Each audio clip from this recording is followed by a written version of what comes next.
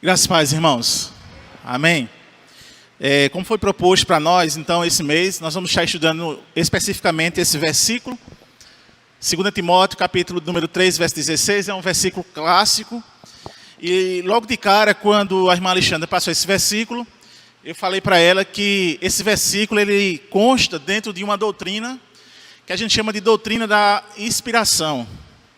E aí a gente tem só esse texto, né?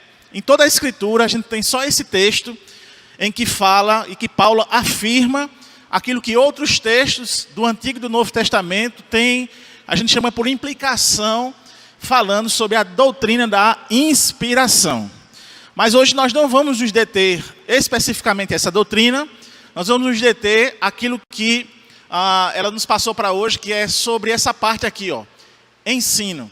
Então, o texto, para que a gente possa então se familiarizar mais ainda com ele, diz: toda a Escritura é inspirada por Deus. E aqui outro detalhe importante: útil, né? Ela tem uma utilidade, ela tem então um objetivo, que é para quê? Ensino, repreensão, correção e educação na justiça. Especificamente nós vamos trabalhar essa questão do ensino hoje, né, sobre essa ideia de que a Escritura ela tem essa utilidade, ela tem essa proposta de ensino. E aí, para pensar sobre essa questão de ensino, nós precisamos então entender quais foram os princípios e métodos de educação em Israel. Porque vem então, desde o Antigo Testamento, essa revelação, essa ideia do conhecimento então de Deus através do ensino. Não é coisa que foi tirada da cabeça de alguém, é algo que o próprio Deus colocou como um caminho, né, para que você entendesse e compreendesse e conhecesse a Ele, como foi bem informado aqui. Há uma diferença de você acumular informação e uma diferença de você realmente conhecer. Então, para primeiro efeito, o ensino, não é, de Israel, o ensino no Antigo Testamento, os princípios e os métodos, em primeiro lugar, ele era baseado na palavra e nos feitos de Deus. Ou seja, o ensino, ele é teocêntrico, que diverge, se você prestar atenção, vai divergir com o que nós entendemos de ensino hoje. O que a gente chama de ensino secular. Ou seja, o ensino produzido daquilo que os homens levantaram dentro da sua capacidade intelectual. E aí a gente também vai perceber que sempre o ensino correto não é um ensino religioso, irmãos. Não é um ensino religioso. É um ensino baseado em quem fez todas as coisas, que é uma diferença muito grande.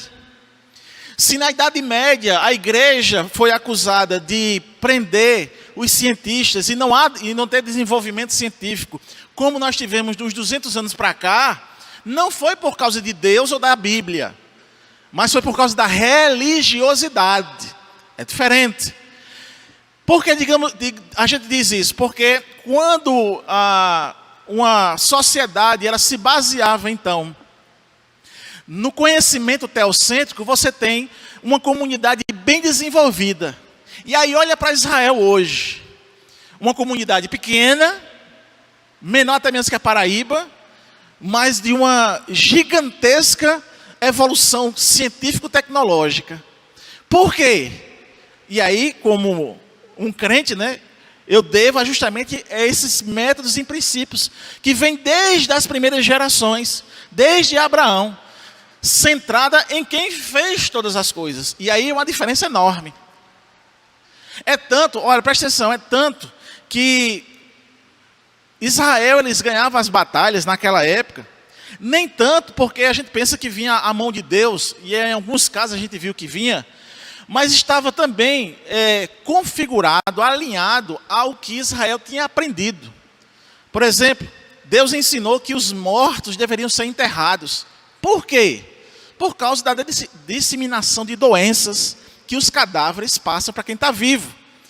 Os outros exércitos deixavam o cadáver ao ar livre e o próprio exército adoecia. E Israel sempre tinha a vitória sobre eles, porque o exército de Israel era sadio. Por quê? Porque ele tinha concentrado e baseado o seu ensino em Deus. Então nós temos justamente isso aí. O texto de Deuteronômio, capítulo 6, versos 6 e 7, bem clássico, né, diz: estas palavras que hoje te ordeno estarão no teu coração. Tu as inculcarás nos teus filhos, e deles falarás assentado à tua casa, e andando pelo caminho, e ao deitar-te e ao levantar-te. Baseado em quê? Palavras e feitos de Deus. Aquilo que Deus revelou, os pais deveriam ensinar aos seus filhos, mostrando os feitos de Deus e aquilo que era irrevogável, que é justamente a sua revelação. Ainda dentro desses princípios e métodos de educação em Israel, a gente vai ter que o ensino em si, ele tinha um objetivo, um propósito. Ele não era uma coisa vaga. Ele não era uma coisa então deixada para ao léu ou para estabelecer uma competitividade com outras nações. Não, ele tinha um fundamento essencial, que é um fundamento que está até nos dias de hoje e que nós precisamos sempre relembrar e praticar. Que fundamento é esse? É que o propósito do ensino era para mostrar o temor do Senhor, ou a glória do Senhor, ou a grandiosidade do Senhor, fazendo com que as suas criaturas se submetessem ao seu Criador. Então esse era o propósito da educação, princípios e métodos da educação em Israel. E esse ensino então tinha justamente esse objetivo, esse propósito, o temor do Senhor. Eclesiastes capítulo 12, verso 13, diz essa ideia, quando diz assim: de tudo que se tem ouvido, a suma é: teme a Deus e guarda os seus mandamentos. Em suma, né? Ou seja, tudo que foi ouvido, o centro, o tema, a suma é: teme a Deus e guarda os seus mandamentos. Propósito do ensino. Eu revelo a divindade, eu revelo esse ser superior, criador dos céus e da terra. E isso faz com que cada uma das suas criaturas, então, olhe para Deus com temor, ou seja, objetivando o entendimento que nós somos meramente criaturas e que tudo de fato é no controle de Deus e que a devida glória é dele. Então, até mesmo para nós estarmos aqui, utilizando dessa tecnologia de tudo que nós temos hoje, a glória não é do homem, a glória é de Deus. Por quê? Porque foi Deus que comunicou a sua inteligência aos homens.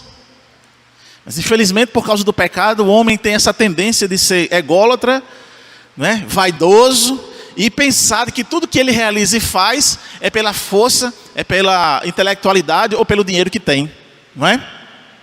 Se vocês forem ler a pastoral, está bem viva, a pastoral tem justamente esse tema aí, tá? Bom, dentro desses princípios e métodos de educação em Israel, nós temos em terceiro lugar, que a educação, então, ela era baseada no lar.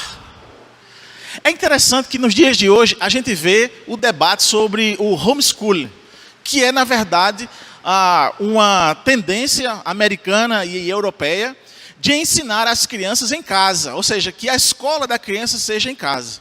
No Brasil, nós não temos lei que que baseie então esse ensino em casa. Mas aqueles que defendem o homeschooling, ou seja, a escola em casa, defendem que o ensino, o nível de educação para os seus filhos, ele é melhor do que a escola tradicional, porque o objetivo do homeschooling é ensinar a criança aquilo que de fato ela vai utilizar para a sua vida, não só pessoal, mas também profissional. As matérias em si que são, que têm o objetivo de fato para fazer ou trazer a compreensão e o entendimento da criança, do adolescente e do jovem. Mas olha que interessante, essa ideia ela já vem desde a educação e dos métodos de Israel. Ou seja, a educação baseada no lar, o pai e a mãe tinham justamente essa responsabilidade de educar os seus filhos, de ensinar os seus filhos. Porque os pais, não é, nessa responsabilidade, eram os que iam comunicar a palavra e eram os que iam falar dos feitos de Deus para os seus filhos. E aí, Provérbios capítulo 30, verso 17, nós temos esse texto clássico, né? Os olhos de quem zomba do pai ou de quem despreza a obediência de a sua mãe, corvos no ribeiro os arrancarão e pelos pintões da águia serão comidos. Ou seja, a ideia do sábio aqui é dizer o seguinte: tu vai quebrar a tua cara se tu não der ouvidos ao que o teu pai e a tua mãe ensinam, baseado naquilo que eles aprenderam de Deus. A ideia é essa, viu? Métodos e ensinos, não é? Desde o Antigo Testamento em Israel, faz com que o pai e a mãe, em sabedoria divina, ensine os seus filhos o caminho. E aí o texto de Deuteronômio tem também essa ideia, né? A gente vai ensinar o filho ao ponto de inculcar na mente deles. Amém? Deixa eu abrir um parênteses aqui, dessa questão de ensinar os filhos. E é uma questão aqui bem particular minha, tá certo? Particular minha. Não existe crente hereditário. Amém? Não existe crente hereditário. E particularmente eu, pastor Júnior, eu não vou esquentar a minha cabeça com o Caléu e Cecília para que eles deem testemunho na igreja. Eita, pastor, e vai deixar correr frouxo? Não. A minha responsabilidade da minha esposa a gente faz. É ensiná-los. Tanto pelo exemplo, como aquilo que eu ensino e falo. Mas cada um é responsável individualmente pela sua salvação. A salvação é individual. Isso é clássico. Isso é doutrina. Então você não pode me culpar se meus filhos não forem crentes. Amém? O que é que eu adianta dar beliscão e pisa nos meus filhos para estar aqui na igreja, quando eles ficarem jovens, se revoltarem e sair da igreja e envergonhar ainda mais? Não é? Bom, eu tenho isso na minha mente, certo? Então eu descanso. Quem quiser falar dos meus filhos, pode falar. Não tem problema. Mas Deus sabe o que eu e a minha esposa sabe do que fazemos em casa, e do que fazemos na igreja, e do que fazemos no trabalho, e do que fazemos com relacionamento com a família. Então, vai uma dica aí para os pais. Amém? Porque de fato tem pai e tem mãe que se preocupa tanto com o testemunho dos filhos, que esquece o seu próprio testemunho. Tem pais e mães que às vezes deixam de vir à igreja porque os filhos não estão testemunhando. A salvação é individual. Quando eles entrarem na idade da consciência, eles já têm tido o que o pai e a mãe ensinou. Baseado aqui, ó, o pai e a mãe ensinou. Se eles desprezarem, se eles então zombarem do que foi, o problema é deles. Eita, pastor, mas está dizendo assim com os seus filhos? Vamos deixar também de serem pais abobalhados, que o filho não pode sofrer, que o filho não pode levar uma topada, que o filho não pode levar um corte, que já vai morrer. Irmãos, pelo amor de Deus, a gente está criando uma geração molenga. Misericórdia, irmãos. Se você for tratar seu filho assim, quando ele chegar na idade adulta e tiver um problema, ele vai ter depressão e vai querer até se suicidar. Por quê? Porque quando era criança não teve resiliência para resistir os sofrimentos da vida, que é de cada um. Então deixa ele ser apelidado. Deixa ele ser discriminado. Deixa ele levar uma topada. Deixa os amiguinhos dele se entregar dele. Ele tem que sentir essas emoções. Porque se você blindar ele, quando ele chegar adulto, ele vai ter o que não teve na infância. E cadê a resiliência? Fecha parênteses. Vamos fechar o parênteses, né? Senão, né, Alexandre? Senão vamos embora, né? Muito bem. Esse princípios e método de educação em Israel, ele também nos traz outra lição, que o ensino centrado em Deus começava logo cedo na vida. Começava logo cedo na vida. Então era uma educação também infantil. Mulheres e homens que estão hoje aqui na igreja. A gente tem um departamento infantil abençoado. Professoras abençoadas. E temos talentos aqui na nave da igreja, não só agora, como à noite, que poderiam se colocar como voluntários ou voluntárias para ensinar essas crianças. É algo de Deus. É a educação infantil. A sala das crianças aqui em separado é algo de Deus. Seja voluntário, seja voluntária. Ajuda esse departamento, irmãos. Não deixe as irmãs sozinhas agonizando. E às vezes a líder, pelo fato de ser líder, é a que dá mais aula, é a que perde mais culto, porque tem que estar ali no tete a tete. Seja essa ou esse primeiro, senão deixa que eu dou aula. Amém, irmãos? E então o ensino começava desde a infância. Ensina a criança no caminho em que deve andar, e ainda quando for velho, não se desvia dele. Lembre-se que essa educação aqui, ou que esse texto, ele não está falando do ensino religioso em si. Ele engloba toda uma esfera de educação infantil. O que é? Não só mostrar a Deus a qual o pai serve, não só mostrar os feitos desse Deus ao qual o pai dele serve, mas também educar o filho de maneira social. Ou seja, como ele vai ser inserido na sua sociedade. Cidadania, educação, em termos éticos. Tudo isso engloba no que ele está dizendo aqui.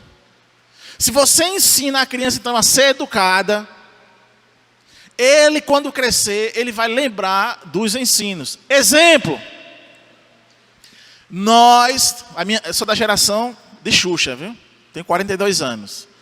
Eu ainda peguei a geração que dava benção a avô, a avó e aos tios.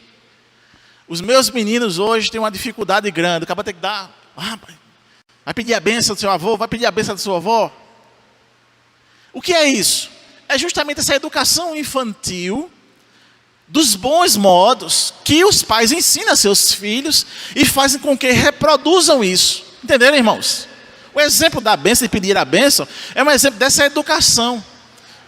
Então você ensina não só essa questão de pedir a benção, da importância de pedir a benção, de ser abençoado pelos mais velhos, mas você também vai educando em outras coisas, como entrar, como sair, como ter educação na mesa.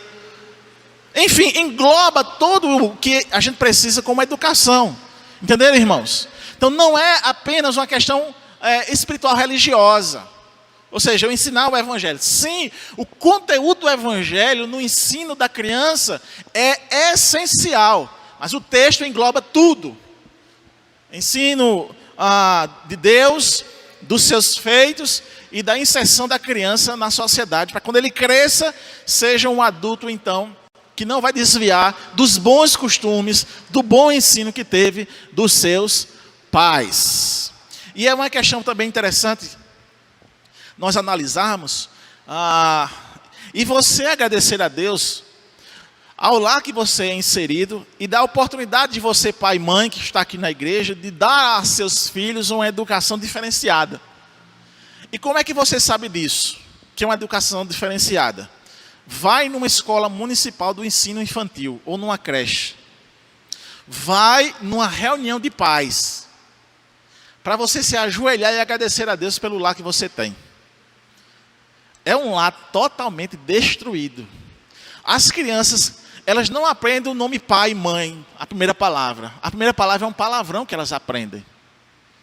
Então as crianças, elas nascem e crescem num contexto de violência, de homicídio, de morte, de muita droga. Entende, irmãos? E a tendência dessas crianças é replicar aquilo que é o seu contexto. A gente teve aqui em Campina Grande um episódio nesse final de semana de um jovem que foi jogar entorpecentes para as pessoas que estavam presas no presídio de Serrotão, e esse jovem acabou sendo morto por um disparo feito por um policial. Nas redes sociais, a gente foi acompanhar nas redes sociais, várias jovens dizendo para o policial ter cuidado da sua família, porque ia ter o revide. Aí quando você vai para a idade da jovem, 15, 14, 16 anos. E me perdoe aqui a palavra pejorativa, mulheres de bandidos. Já nesse submundo da promiscuidade, da bandidagem, o caos caos. Por quê, irmãos? Porque não tiveram um ensino centrado em Deus, que começou logo cedo na sua vida. Você está entendendo a importância de você ensinar ao seu filho a palavra de Deus, os feitos de Deus, apresentar o seu Deus a eles? E não ser uma questão meramente religiosa. E outra, irmãos, presta atenção, irmãos. Para de dizer ou de falar que Deus é grande, que Deus é maravilhoso, porque Ele curou, porque Ele abriu uma porta de emprego. Se Deus não lhe curar e não abrir uma porta de emprego, Ele continua sendo maravilhoso, Deus verdadeiro. Você pode estar no leito de morte, Ele não lhe curar, e Deus não deixa de ser Deus. Para de querer apresentar Deus apenas quando vê um feito milagroso na sua vida, na vida de alguém. Apresente Deus quem Ele é. E tenha Ele para você quem Ele é. Porque isso é o suficiente. Isso trará consolo e esperança para a sua vida.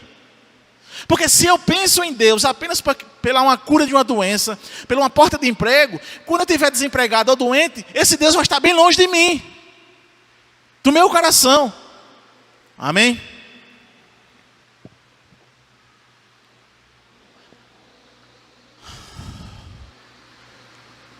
Bom, o ensino então, terminando aqui essa questão dos princípios e métodos da educação em Israel, o ensino ele era baseado também em promessas.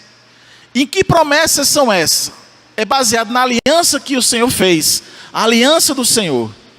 Então, toda vez, não é, que se ia ensinar às crianças, aos jovens, aos adolescentes e até mesmo aos adultos que a gente nunca vai parar de conhecer e nem de ter ensino. Isso é uma realidade até mesmo no céu, viu, irmãos? No céu, essa realidade de aprender de Deus, ela nunca vai cessar. Por quê? Porque Deus é imensurável. Ele é insondável. Daqui a 10 milhões de anos, a gente lá no céu, vivos, a gente vai estar aprendendo algo de Deus. Porque é inesgotável. Amém? É um atributo incomunicável dele. A sua eternidade, ele é imensurável. Então, o ensino é baseado na promessa, na aliança do Senhor. E ele diz em Gênesis 17:7 a seguinte coisa: estabelecerei a minha aliança entre mim e ti, e a tua descendência no decurso das suas gerações. Aliança perpétua, para ser o teu Deus e da tua descendência. E aí, como é que se concretiza isso na igreja? Se concretiza na igreja segundo o texto de Gálatas, capítulo 3, verso 8. Ou seja, centraliza-se na conversão, na graça. Ora, tendo a Escritura previsto que Deus justificaria pela fé os gentios, pré-anunciou o Evangelho a Abraão: em ti serão abençoados todos os povos. Então eu tenho um ensino baseado na promessa, na aliança, e essa promessa na aliança, ela se constitui justamente na graça. E nós temos então essa oportunidade de conhecer a promessa ou a aliança que Deus fez desde Abraão, concretizada na igreja, por causa justamente da conversão. Quando nós nos convertemos, essa aliança que Deus fez em Abraão, ela é concretizada na sua vida, na vida da igreja. Você passa então a ser povo de Deus, baseado na promessa de Gênesis. Amém? E aí você é povo de Deus. Você tem a marca do Cordeiro, como diz João em Apocalipse capítulo 14. Que quando então Jesus vier, ele vai olhar para os crentes e vai ver o quê? A marca do Cordeiro. Para aqueles que não são crentes, vão ver a marca de quê? Da besta, capítulo 13. Amém? Quem tem a marca do Cordeiro? Quem é convertido e está na graça. É povo de Deus, é igreja. E isso é algo espiritual, não é algo físico. Amém? Então, irmãos, esses métodos e princípios da educação em Israel está baseado justamente nesse ensino. Era baseado o conhecimento no ensino. Percebam a importância ao longo da história da humanidade, especificamente ao povo de Deus, que até mesmo para você ser crente, precisa de ter ensino. O pilar da igreja para a construção e edificação espiritual dela, está fincada no fundamento do ensino. Portanto, se você não gosta de aula, ore a Deus para que você goste, ou ore a Deus para que o mestre seja melhor. No meu caso, se você não estiver gostando, Senhor, abençoa o pastor Júnior para que ele melhore a aula dele. Não é? Para você não ter, né, um enfado e querer ir embora para casa, porque a gente pode sentir a vontade de ir embora para casa. Está enfadonho e tal. Amém? Muito bem. Aí, dentro dessa questão dos princípios e métodos da educação, você vê o reflexo justamente no ensino do texto de Timóteo. Ou seja, tudo isso que eu falei aqui sobre os métodos de ensino da educação em Israel vai desembocar no que o apóstolo Paulo revelou através da sua carta ao pastor Timóteo. A ideia é justamente isso mesmo, é trazer aquilo que foi ensinado, baseado justamente nos responsáveis pela vida de Timóteo. Quem foram os responsáveis pela vida de Timóteo, pelo ensino de Timóteo? A sua avó, a sua mãe, né, a sua família, aqueles que estavam na sua responsabilidade. E aí 2 Timóteo capítulo 3, verso 15, que é um texto antes do nosso, diz: e que desde a infância sabeis as sagradas letras, que podem tornar-te sábio para a salvação, pela fé em Cristo Jesus. Então, Paulo está dizendo aqui para Timóteo, relembrando ao pastor Timóteo, que o que solidifica a fé dele não é baseado em experiências espirituais, que são legítimas. Amém? Legítimas. Lá vai um parênteses aqui. Por que eu estou dizendo que as experiências são legítimas? Eu estava conversando ontem lá no aniversário da missionária Sara, lá na casa de Jacques. Há uns 7 anos atrás, mais ou menos, eu fui a um culto de festividade de uma igreja de Solidade. E nessa festividade o pastor olhou para mim e disse: você vai pisar em terras internacionais. Ele disse só isso. Passou-se os anos. Aí uma vez eu fui no Paraguai, eu disse: ei, Tirama, lembra da promessa? Eu já pisei em terras internacionais. Mas não era isso ainda não. E dias antes da igreja ser a igreja mãe do Projeto México, eu recebi uma mensagem de WhatsApp em que um pastor colega dizia assim: reverendo, Deus está dizendo que você vai pisar em lugares que você nunca imaginou que ia pisar. O que é isso que eu estou dizendo? Foram experiências pessoais que Deus relegou à minha vida, particularmente. E quando eu estava justamente no México, andando no México, eu sempre me lembrava dessas coisas, como hoje estou lembrando a vocês, de que Deus particularmente falou uma coisa e que se concretizou na minha vida. Amém? Só que eu não me baseei a minha fé nisso. Porque imagine se eu tivesse, desde aquele dia que eu escutei que eu ia pisar em terras internacionais, eu ficasse: mas eu ainda não pisei. Deus, não é Deus de promessa, eu ainda não pisei. Não. Ouvi e continuei a minha vida de fé. A minha vida de quê? De edificação, de crescimento, né, de busca de Deus, como a gente vive normalmente. E quando chegou o tempo, aconteceu e você vai e lembra. Amém? É isso, irmãos. São experiências específicas, pontuais. Eu tive outra experiência, eu já contei, mas vou contar de novo. Foi aqui na igreja, já aqui no Calvário. O pastor chegou para mim, ele tinha chegado na casa, eu fui até para um canto assim, para ele não me ver, mas ele foi lá onde eu estava. Aí ele disse assim: lembra da história de José? A história de José teve um episódio em que os irmãos dele queriam a túnica, mas a túnica só cabia nele, e saiu. Dias depois, eu estava sendo eleito pastor auxiliar ou co-pastor aqui na igreja. Entende, irmãos? Coisas simples e particulares, e que Deus é que faz. E aí eu tenho essa, digamos assim, essa consciência de que pastores melhores poderiam estar aqui, não é? Outras pessoas que não são pastores poderiam estar aqui onde eu estou. Mas Deus me disse que aqueles que queriam estar no meu lugar não poderiam. Por quê? Porque não cabia eles aqui. Entendeu, irmãos? Só cabia a mim. A túnica era minha. É como o pastor Bosco. Quantos queriam estar aqui no lugar do pastor Bosco? Mas a túnica é dele. Só cabe nele. Só quando Deus tirar a túnica dele e passar para outros. Enquanto isso, irmãos, baixa a tua cabeça e obedece a ele. Amém? Aleluia. Vamos lá. Então foi assim com Timóteo, né? Ele aprendeu da infância com aqueles que sabiam as Sagradas Escrituras. E aí nós vamos para a expressão original do texto, ou do tema, ou da palavra, da expressão que a gente vai trabalhar hoje, que a gente vem trabalhando, na verdade. Não vou começar não, já comecei. Vou terminar. A expressão no original é didascalia. Você tem ali a palavra no original grego, e aqui a transliteração. Não é tradução, é transliteração. A transliteração é justamente usar o D e o delta. Está vendo aqui, ó? D e o delta. Que no grego, o delta é o D no português. Então, transliterando, didascalia. Ok? Entendeu aí o que é transliteração? Não é tradução. A tradução é, na verdade, o que isso aqui quer dizer? Ensino. E aí está aqui, ó.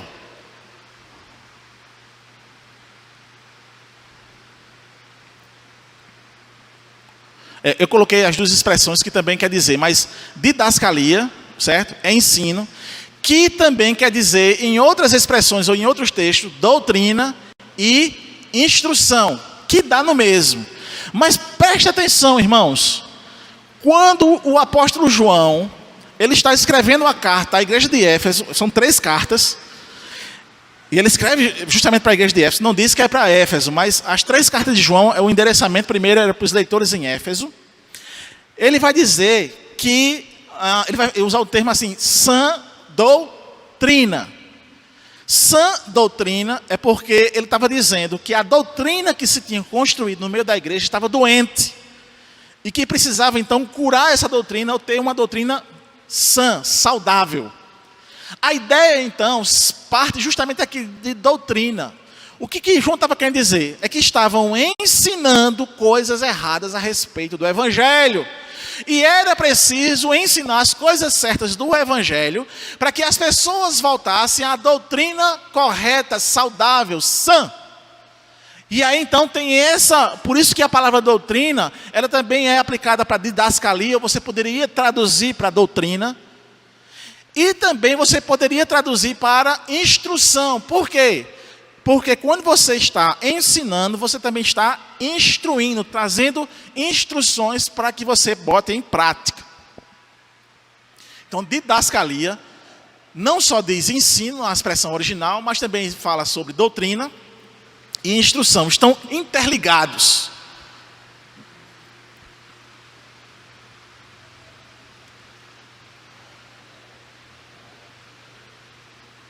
O ensino, então, na passagem aqui, ele implica na atividade de comunicar conhecimento acerca da revelação de Deus em Cristo.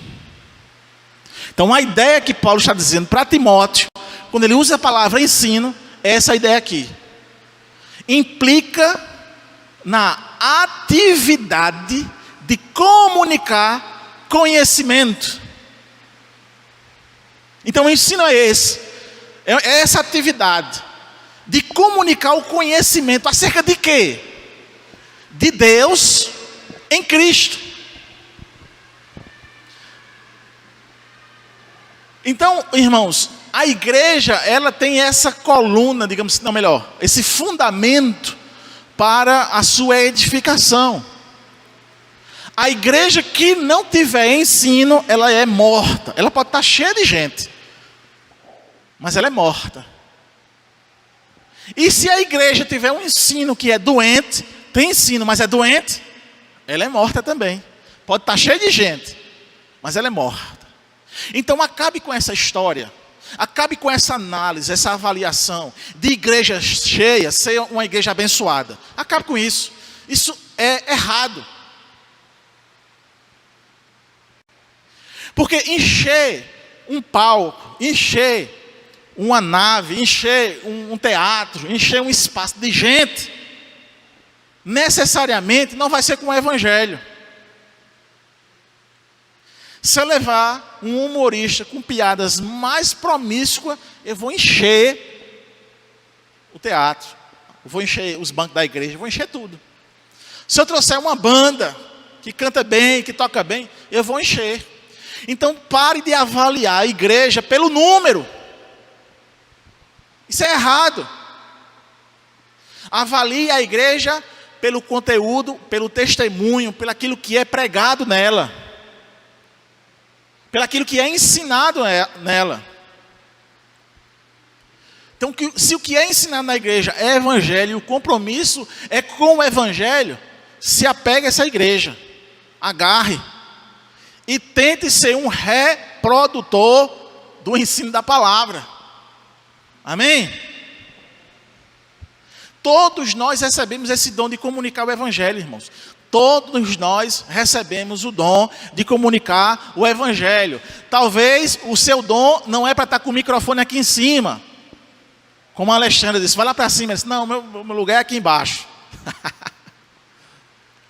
Mas você pode comunicar para o seu filho. Mas você pode comunicar numa conversa com a sua amiga, no WhatsApp. Amém? Sim ou não? Sim. Então todos nós temos um dom de comunicar. Agora, aonde está o poder quando você comunica? Está em si?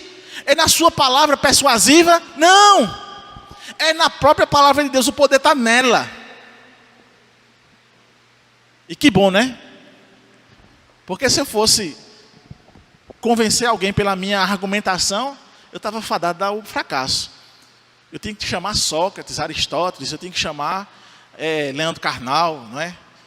Cortella, esses oradores, né? Que tem aí, o Pondé. Teria que chamar esse pessoal. Teria que chamar esses comunicadores, o William Bonner, para comunicar o evangelho, porque eles comunicam melhor do que eu. Mas o poder não está meramente em mim. O poder está na palavra. O que está em você é a unção do Espírito. Amém? Mas vamos fazer uma pergunta aqui, não é? Vamos fazer uma dúvida aqui. Vamos trazer uma dúvida. O que é o cristianismo? O que é o cristianismo? É uma pergunta assim, de caixa, que a gente então vai imaginar várias coisas. E a gente vai tentar responder de uma forma mais elaborada. E na verdade, a resposta elaborada, às vezes ela pode tomar um rumo diferente daquilo que de fato é cristianismo. Como?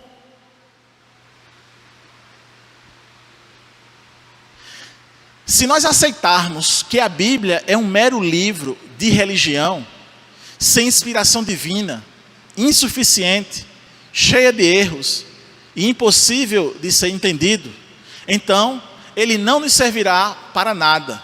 A nossa fé será vazia de significado, tornando o nosso cristianismo uma religião confusa.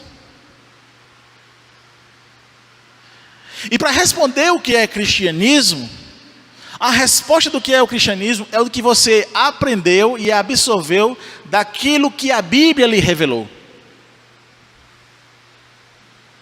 Não é uma resposta elaborada. Não é uma definição em si. É daquilo que você encontrou nas Escrituras. É daquilo que você foi impactado nas Escrituras. E o cristianismo é, em grosso modo, a mudança de vida. O cristianismo é, a grosso modo, de fato, a virada de chave. Como eu já preguei aqui. É essa conversão. É você ter voltado atrás em arrependimento e em fé no objeto da sua fé, Cristo Jesus. E que a partir do momento que você teve um encontro com esse Deus verdadeiro, revelado pela possibilidade que deu o sacrifício de Cristo, perdoando você dos seus pecados e comunicando a você o Espírito Santo, você tem agora não argumentos meramente religiosos, técnicos, mas você tem uma vida que expressa, que reflete, que grita que você é crente e que você então entende o cristianismo.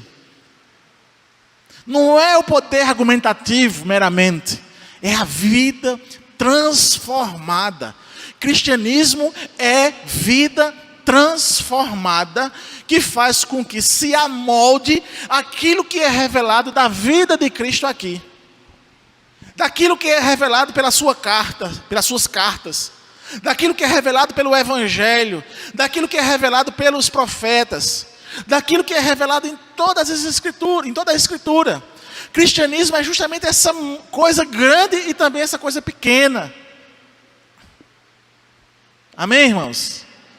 Nós não somos meramente uma religião. Não explicamos a Cristo meramente por uma religião. Nós não explicamos a Cristo meramente por uma matéria em escola chamada religião. Não. O Evangelho é muito mais do que isso. É muito mais profundo do que isso. É muito mais elevado do que isso. E quando nós encontramos verdadeiramente Deus e temos essa nossa vida impactada por Deus, irmãos, necessariamente há uma mudança de vida vista, vivida. Amém?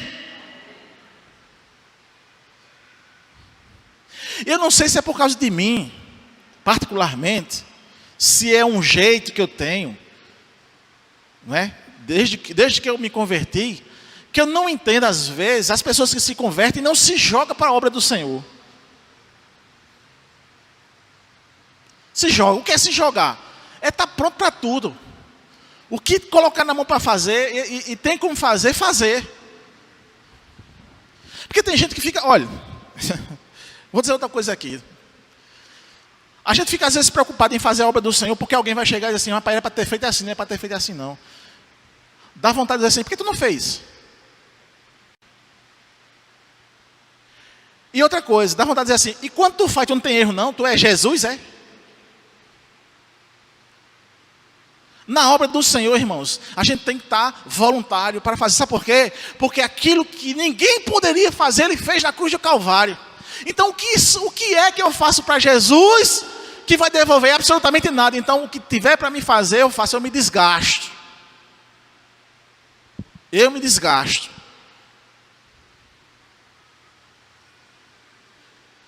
Eu adquiro pressão alta, não tem problema não.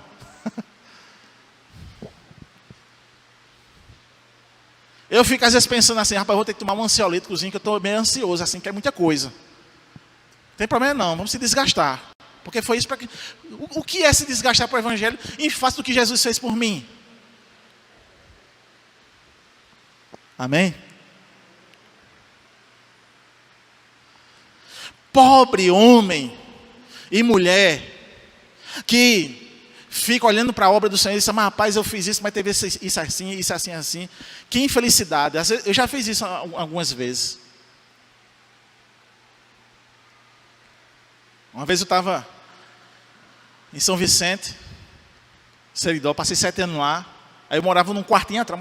Passava o final de semana num quartinho atrás. Era num quartinho. Que no poente, o sol pegava todinho, a tarde todinha pegava nele. Sabe como é, né? Aí fica aquele forninho, micro-ondas, não é? Quando a gente vai dormir, nem ventilador dá jeito, porque venta só, faz só girar o ar quente. Parece air fry, né? Para assar. As muriçocas lá, irmãos, eu acho que lá o gene dela era diferente, era gene de morcego. DNA de morcego. Era deste tamanho infeliz. Teve uma vez que eu me levantei agoniado, calor, muriçoca, que eu olhei para os meus filhos, Cecília e Calel, aos catombos. Eu disse, não, hoje não tem jeito não. Eram as 2 horas da manhã, vamos para Campina, peguei tudinho, botei dentro do carro, vamos para Campina, amanhã logo cedo eu volto para a escola bíblica dominical. E fui e voltei. Mas sabe quantas vezes eu conto isso me lastimando? Nenhuma, eu conto assim, rindo, dessas experiências. Ai, gente, mas tu botou seus filhos em risco, não sei o quê. Era necessário, porque eu estava na obra. Glória a Deus por aqueles dias. Glória a Deus por aquele quartinho. Louvado seja o nome. Deus é tão bom que me deu um quartinho quente, cheio de muriçoca para me dormir. Aleluia!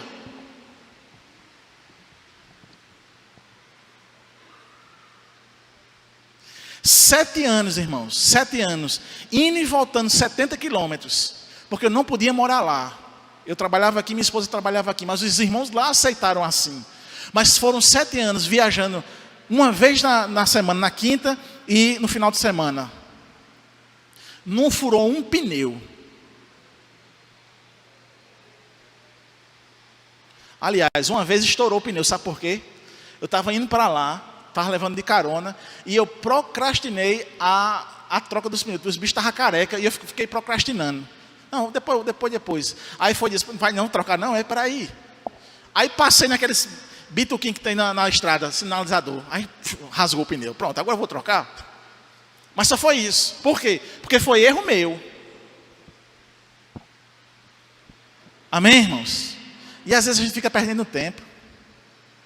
Ah, não vou fazer isso não vou estar aqui não, porque não sei o quê. Nhenhenhé. Homem, olha para Jesus. Se Jesus diz, rapaz, eu vou subir nada, por tu subo nada. Amém, irmãos? O cristianismo é muito mais do que isso, é muito mais profundo. Bom, vou trazer aqui então 5 coisas para a gente terminar de conclusão. Minha hora já foi, mas culpa de Alexandre que me entregou muito tarde. Irmãos, essa é uma máxima desde a Reforma Protestante. A Bíblia é nossa única fonte de regra de fé e prática.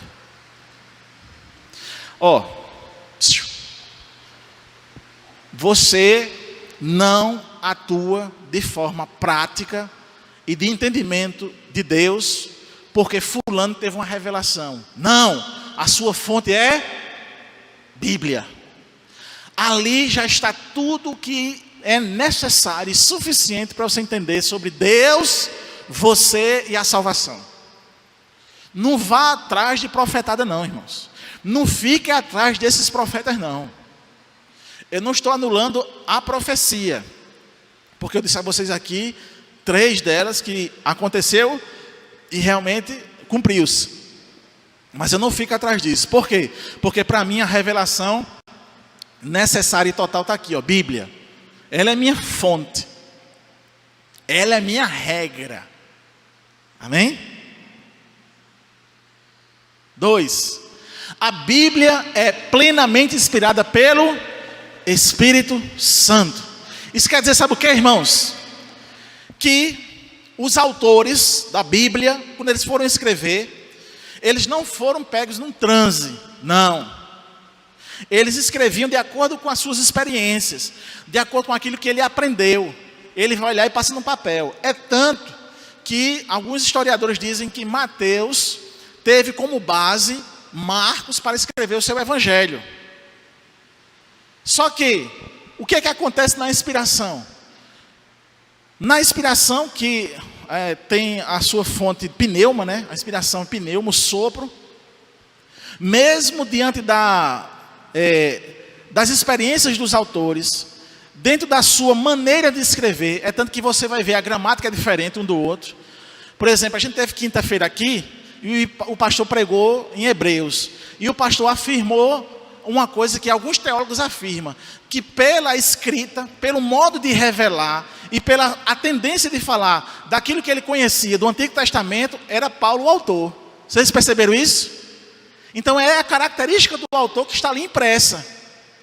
Mas o autor final, ou seja, a causa final é Deus. Ou seja, Deus não permitiu que o pecado fosse transcrito ou fosse passado para a Escritura. Entenderam, irmãos?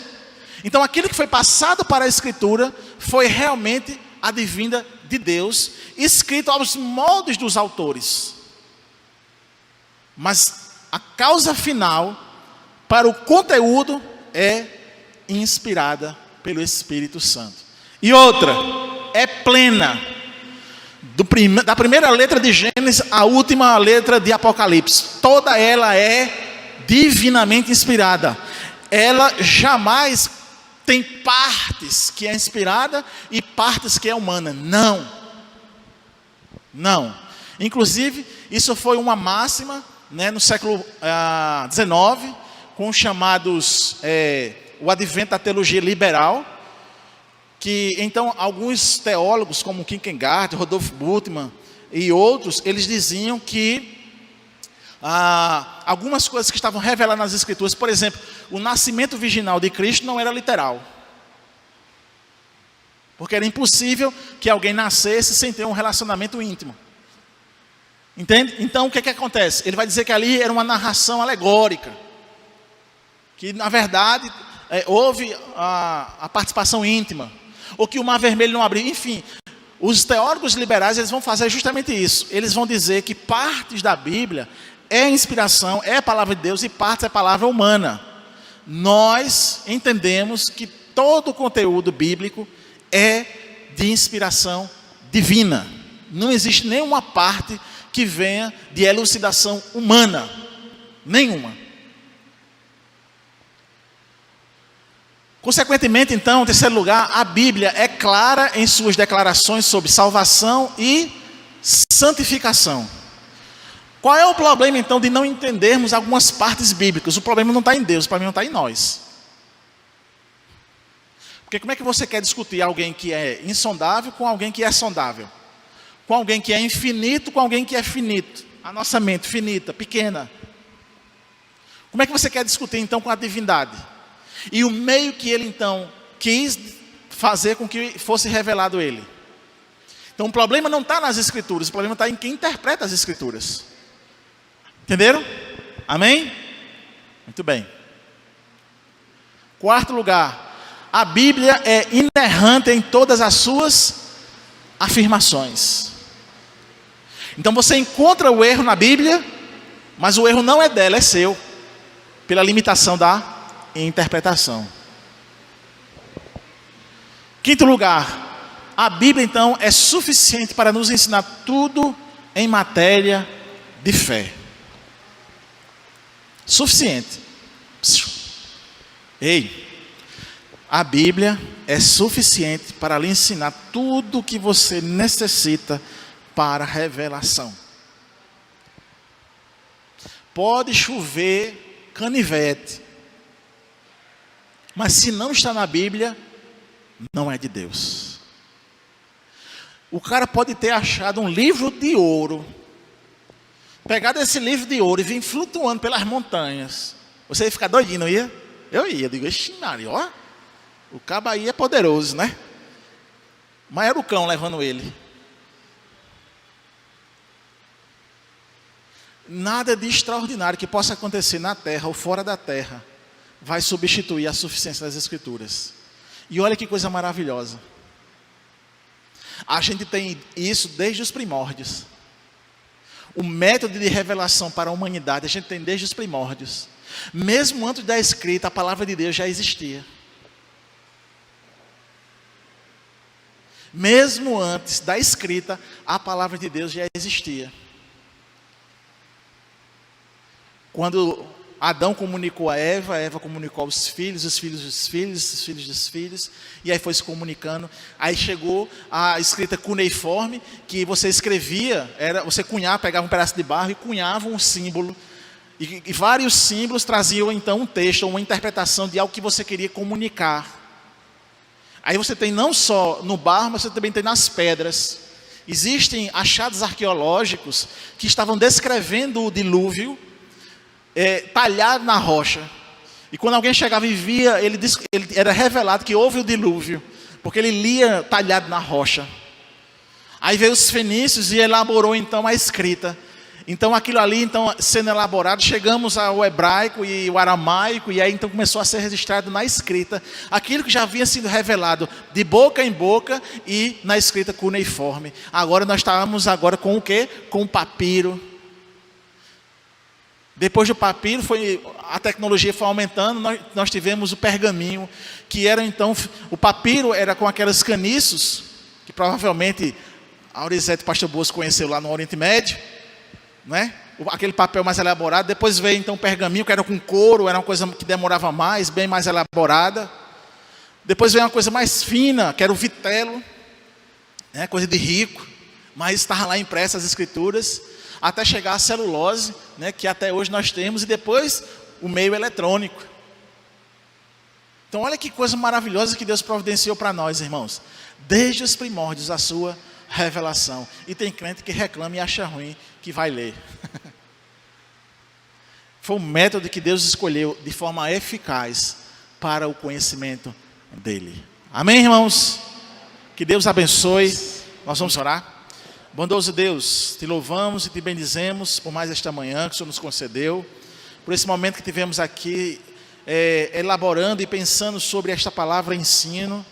Ó Deus, obrigado, porque foi assim que o Senhor então resolveu e deixou para toda a humanidade, para que tivéssemos o conhecimento suficiente e eficaz e inerrante da tua revelação. Aplica aos nossos corações, nos dá amor e afinco para a leitura da tua palavra, para estarmos expostos a ela cada dia que seja necessário, Pai. Leva-nos em paz para os nossos lares, abençoa agora, Senhor Deus, o almoço de cada um aqui, e que logo mais à noite todos possam estar aqui para mais um culto de louvor, de adoração, culto divino da nossa igreja. É assim que eu oro, agradecido no nome de Jesus. Amém e amém.